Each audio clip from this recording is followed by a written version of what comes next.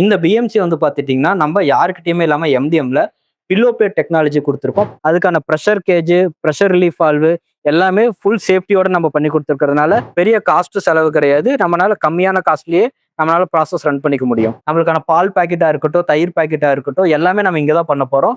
வெறும் 17க்கு 17 ரூம்ல கிட்டத்தட்ட 2,00,000 வரைக்குமே நம்ம கஸ்டமர் சம்பாதிச்சிட்டு இருக்காரு. வணக்கம் விவசாய பெருமக்களே, இன்னைக்கு நம்ம இந்த வீடியோ என்ன பார்க்க போறோம்னு பார்த்துட்டீங்கன்னா, வெறும் 17க்கு 17 ரூம்ல கிட்டத்தட்ட 2,00,000 வரைக்குமே ஒரு மில்க் ப்ராசஸிங் பிளான் போட்டு நம்ம கஸ்டமர் சம்பாதிச்சிட்டு இருக்காரு.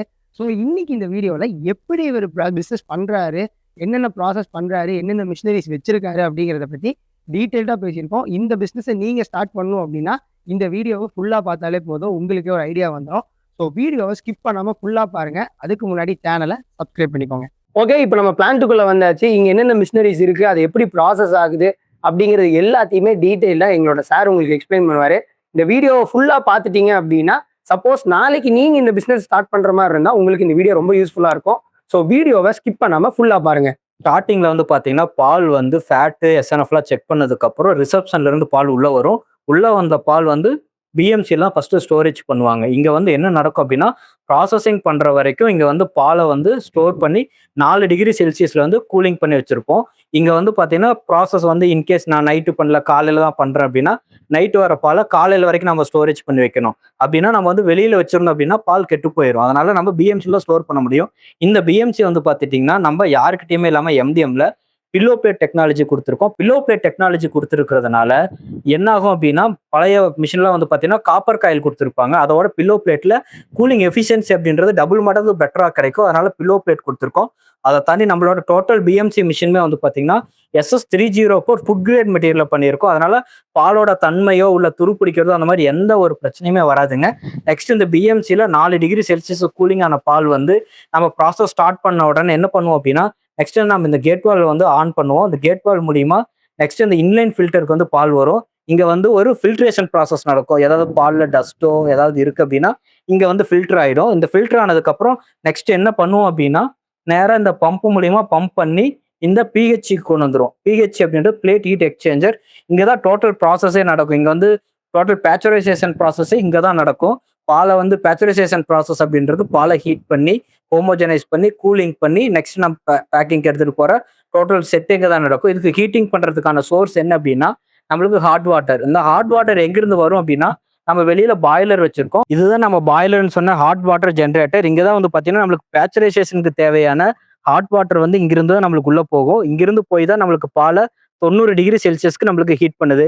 அதுக்கான pressure gauge, pressure relief valve எல்லாமே ஃபுல் சேஃப்டியோட நம்ம பண்ணி கொடுத்துருக்கிறதுனால இது தைரியமா நம்ம யூஸ் பண்ணலாம். இது 90 டிகிரி செல்சியஸ்க்கு ஹீட் பண்றதுக்கு சோர்ஸ் என்ன அப்படின்னு பார்த்தோம்னா, வுட் டைப் தான். நம்ம வுட்டு போட்டு எரிச்சுதான் நம்ம வந்து வாட்டரை வந்து 90 டிகிரிக்கு சூடு பண்ணுவோம். இப்போ வுட்டுன்றப்போ நம்மளுக்கு ஈஸியா எல்லா பக்கம் கிடைக்கும்.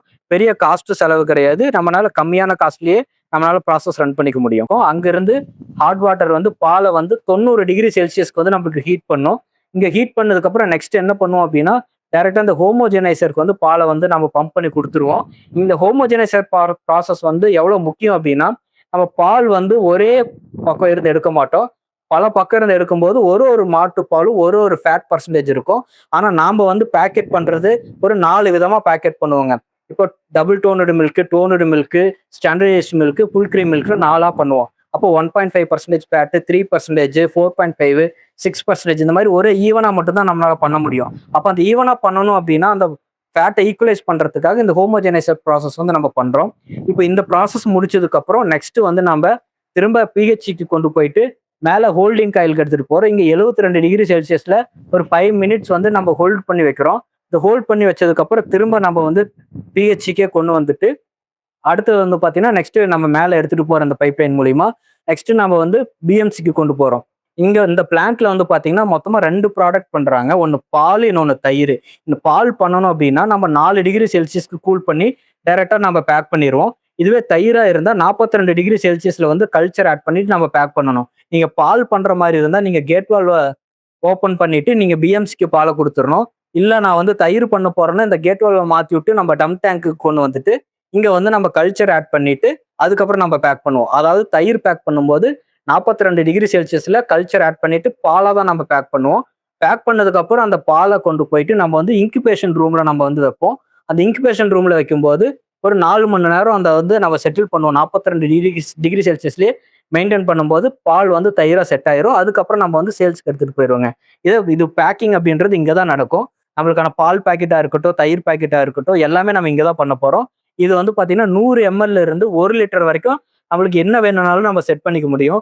பால், தயிர் எல்லாத்தையுமே இதுல செட் பண்ணிக்க முடியும். எக்ஸாம்பிள் சொல்லணும்னா 100 ML, 200 ML, 250 ML, 1/2 litre, 3/4 litre, 1 litre எல்லாமே நம்ம இதுல பண்ணிக்க முடியும். அதுக்கு தகுந்த மாதிரி பேக்கிங் ரோல் மட்டும் நம்ம சேஞ்ச் பண்ணிக்கலாம். பால் பேக்கெட் பண்ணதுக்கு அப்புறம் சார் வந்து ஃப்ரீசர்ல வச்சு நம்ம கூலிங் பண்றாங்க. இதே தயிருக்கு வந்து பாத்தீங்கன்னா வெளியே ஹீட்டிங் ரூமுக்கு கொண்டு போறாங்க. அது எல்லாத்தையும் நம்ம வெளியே போய் பார்க்கலாம்.